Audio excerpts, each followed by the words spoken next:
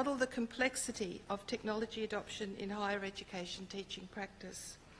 Before I start, I'd particularly like to acknowledge three people who are in the audience today.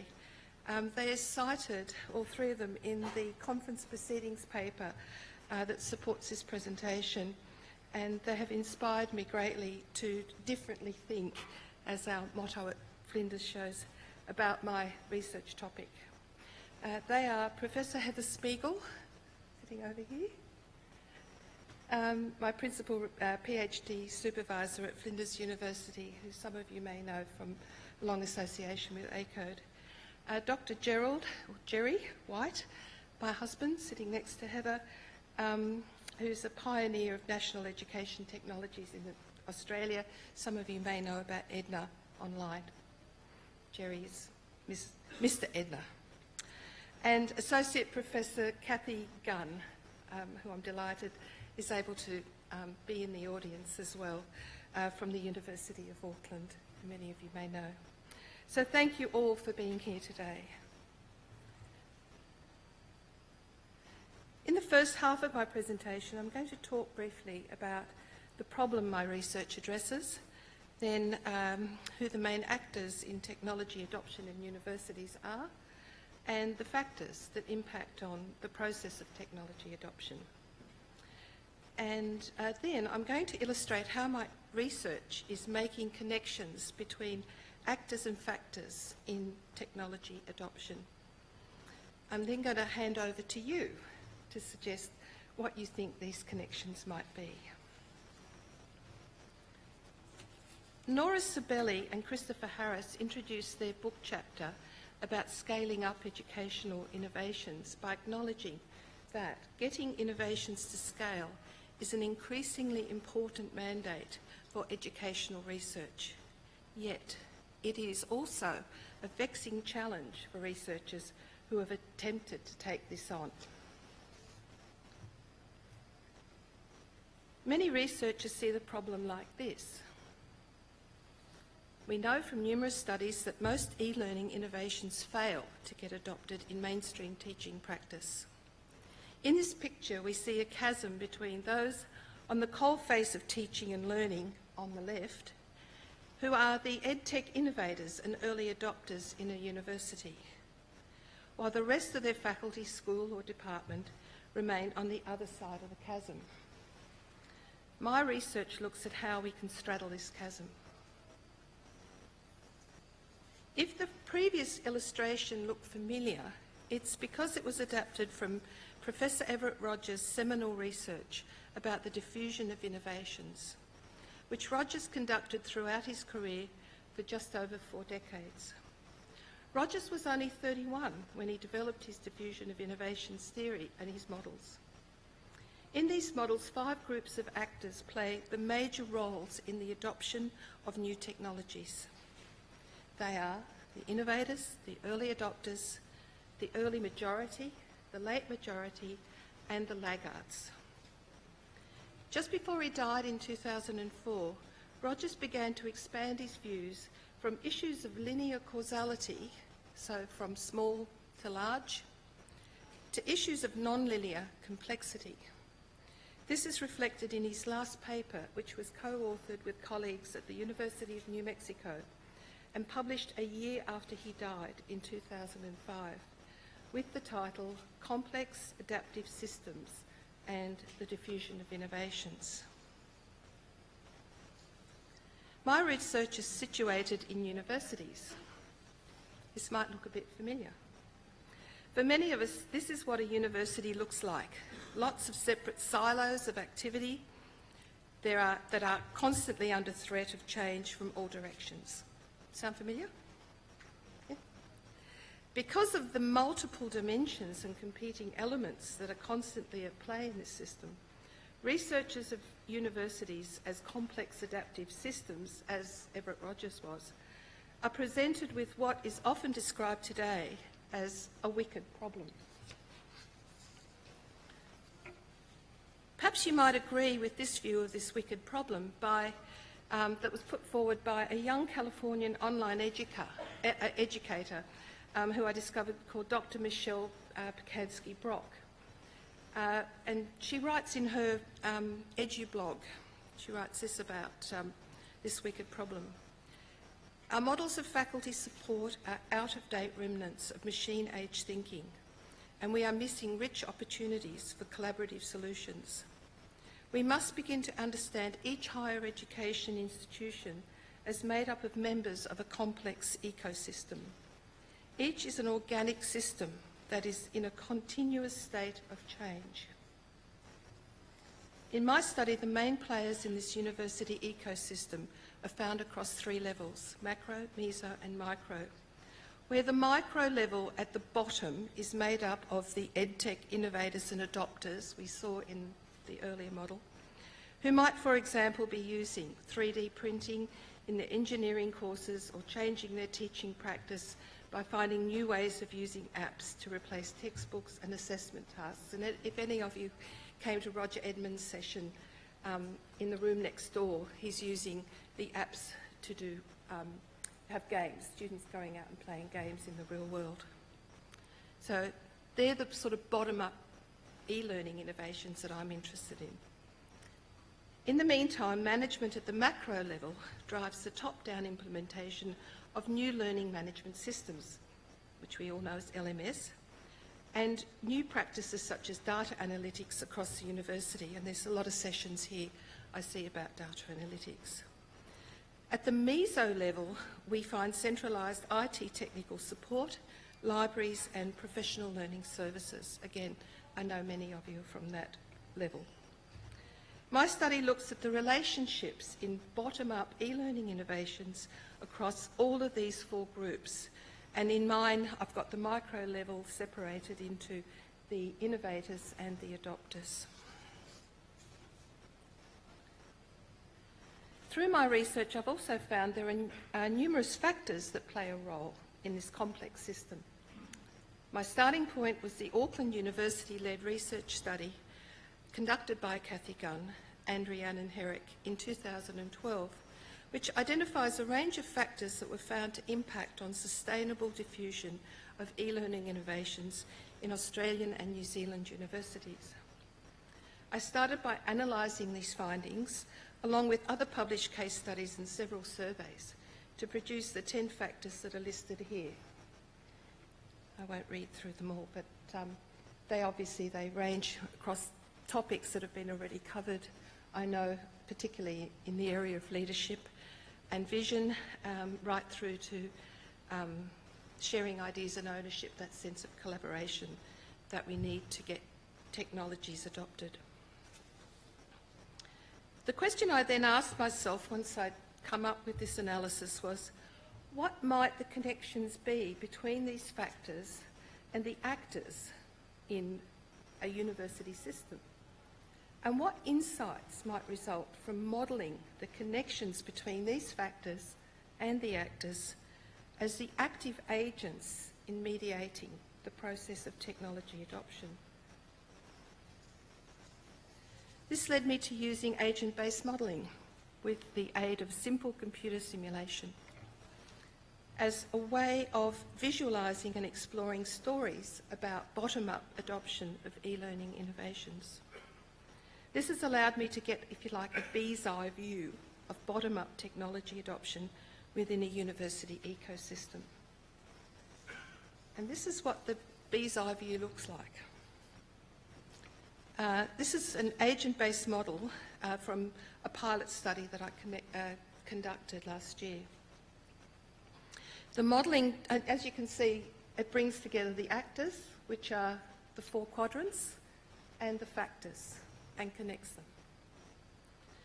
them. The modelling tool that you see here uses a simple net logo program developed by Professor Jim Levin at the University of California, San Diego, Department of Education Studies. Professor Levin calls this a multi-mediator model, although it uses a principle of what we know as agent-based modelling. The model brings together the actors on the left, represented by the 4 squares in the model, and the factors on the right, which are the orange dots, and connects these via green enabling links and red inhibiting links. that reflect roles and relationships within a given scenario. The globe icons represent the levels of influence of particular factors in the scenario. It's a dynamic process that can be changed at any time to explore the results of different relationships between the factors. And in the second half of my presentation, I'm going to actually step you through how the model's built.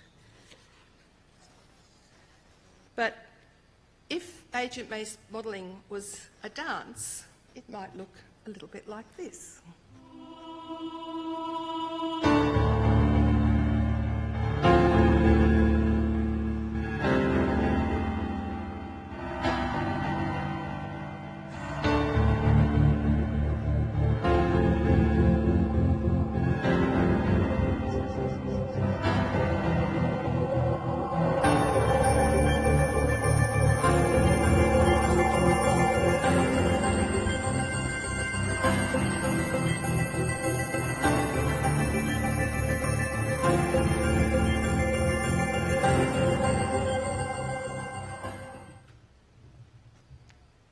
Very dynamic process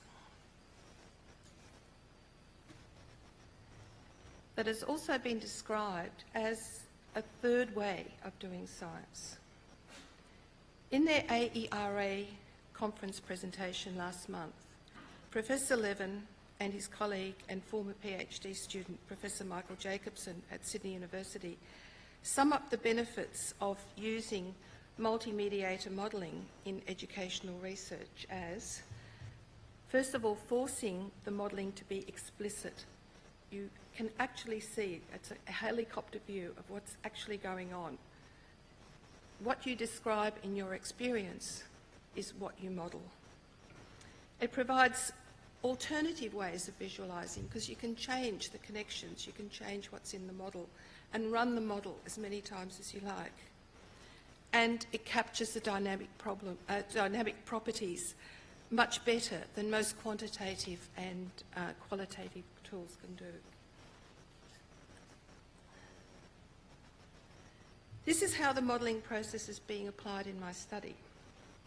Actors who represent macro, meso and micro roles in a university provide me, as the researcher, with a scenario that describes their personal experience of bottom-up technology adoption in a university, which I then apply under their direction to the initial elements in the model by using the functions of the multi-mediator modelling computer simulation software tool. So I'm using the simulation as they're talking to me, and they're directing me and telling me where the connections need to go.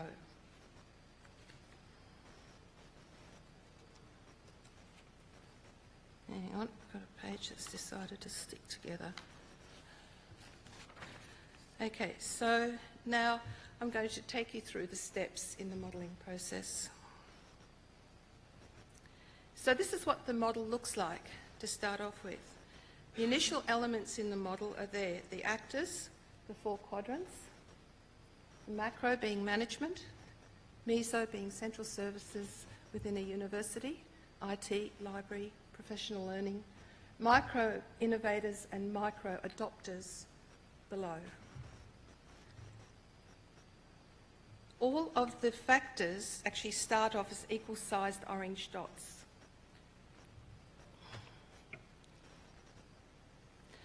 I then make the connections that show enabling relationships between these factors in the scenario, as directed by the interviewee, to reflect his or her own scenario.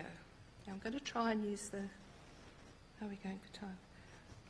The little pointer here. Is that going to, okay. This might be a bit tricky, but maybe if you can just follow me as I'm talking through. I was hoping to be able to point to it because I realise it's a lot to look at when you first see it. So at the macro level at the top left quadrant, university management's leadership and vision is enabling the role of the meso central services level in the top right-hand quadrant. Can you see that connection?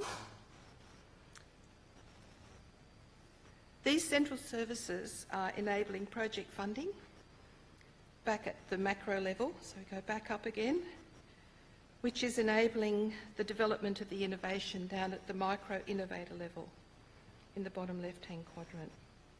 That development of the innovation is enabling experimentation, the opportunity to run experiments back in the top right, and also it's enabling readiness to adopt. We can also see a two-way enabling relationship happening down the bottom here between dissemination and the sharing of ideas. So this is all based on the scenario that is provided by the person that I'm talking to. They're giving me a real example of how a bottom-up technology was implemented, or maybe not, within their particular university. In this particular scenario, you might notice that project management up the top is not connected to any of the other factors. Now the inhibiting relationships are added, the red lines. In this scenario, central systems provided via an LMS was seen to be inhibiting opportunities for experimentation. You might have come across that. It's actually supported in some of the other research in the literature. And also, it's inhibiting the readiness to adopt, together with the lack of adequate project funding, a very common inhibiting factor. The gathering of evidence of effectiveness of the innovation was seen as being inhibited by the actual process of development that occurred in this particular scenario. Factors that had a particular level of influence in this scenario were then identified by attaching the globe icons. In this scenario, leadership and vision, readiness to adopt and dissemination was seen as playing a major influencing role. On the left, we again see how the constructed model looked after this next slide.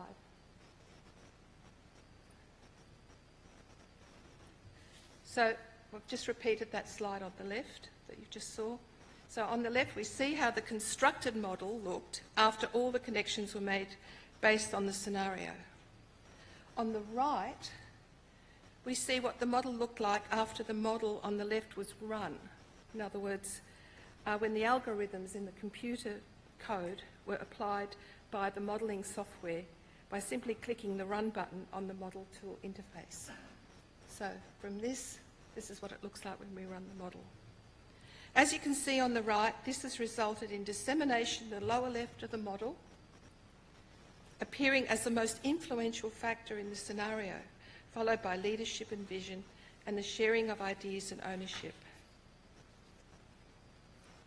But what if only leadership and vision were the most influential factor? From the model on the left that we saw, which was the last model, we now see on the right central systems and project funding appearing to have the most influential role after the impact of leadership and vision. So by the change of the size of the orange dots, which are the factors. And finally, what would happen if an enabling connection was made between project management and project funding, and project management was now part of the story and was given the greatest influence in the scenario, what we see up here on the right. We now see on the right that central systems are less important and there is a greater influence from project funding and from the development of the innovation and the role played by experimentation. So what insights do you think this modelling process might reveal if this was your scenario?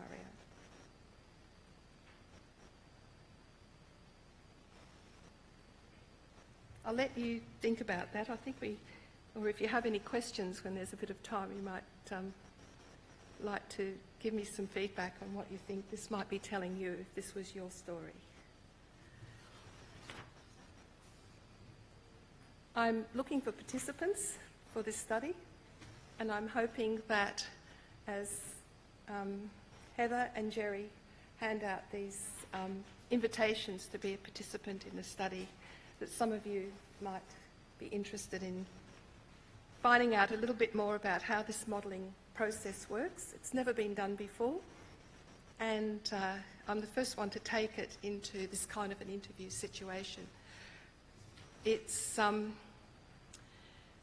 totally confidential, obviously. I've got ethics approval for it, and what I'm looking at are problems of bottom-up technology adoption that you might have in your university, and an opportunity to connect actors and factors so that we can see what sort of actionable insights emerge from that. And thank you for this opportunity to share this research method with you. And yes, I do very much hope that I'll hear from all of you, if not maybe some of you. Thank you.